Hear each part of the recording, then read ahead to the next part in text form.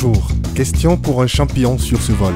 Petit indice, je suis un pays africain, mes frontières actuelles issues de la conférence de Berlin, qui m'a cédé comme possession personnelle et privée à un roi européen.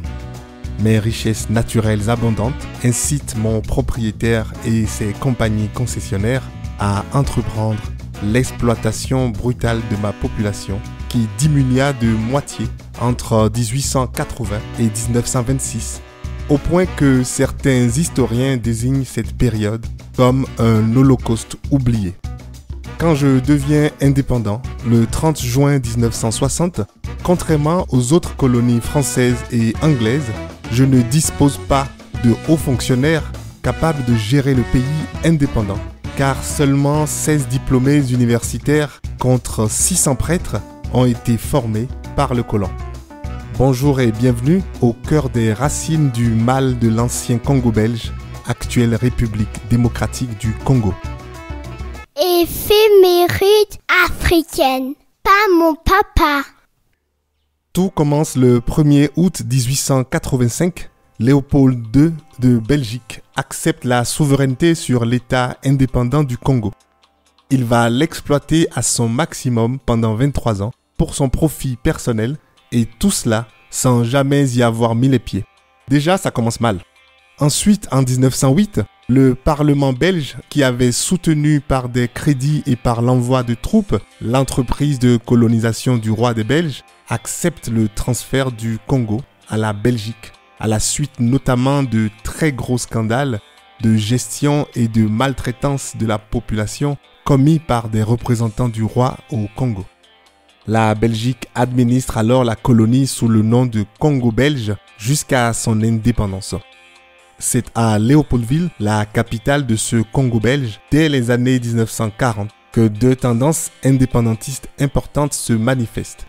Celle des gens d'en bas, Bas-Congo et Bandundu, parlant le Kikongo, et celle des gens d'en haut, parlant le Lingala, venant de l'Équateur d'abord et finalement de tout l'intérieur du pays. Dans la première catégorie se forme en 1949 une association d'abord culturelle et finalement politique, l'Alliance des Bas-Congo, ou ABACO, dont Joseph Kasavubu devient le président en 1954. Il rêve alors de rétablir l'ancien royaume Congo de l'époque portugaise. Quant aux populations d'en haut, venant de régions plus diversifiées et désireuses de maintenir le Grand Congo unitaire.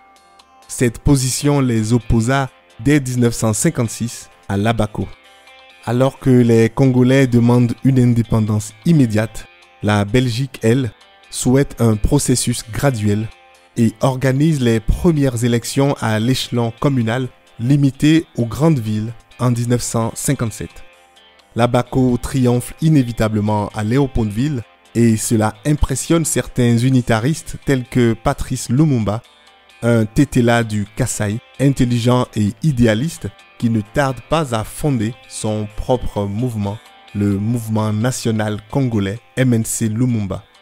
Plus revendicatif, lui, que celui du MNC Kalonji d'Albert Kalonji, lui aussi un Kasaïen unitariste. La réticence des Belges peut se comprendre, puisqu'en 1960, elle contrôle 70% de l'économie congolaise via ses groupes industriels qui gèrent le zinc, le cuivre, le cobalt et le radium dont le Congo est un des plus grands producteurs au monde. De plus, les dividendes versés par les entreprises coloniales du Congo sont alors bien plus importants que ceux versés par les entreprises belges.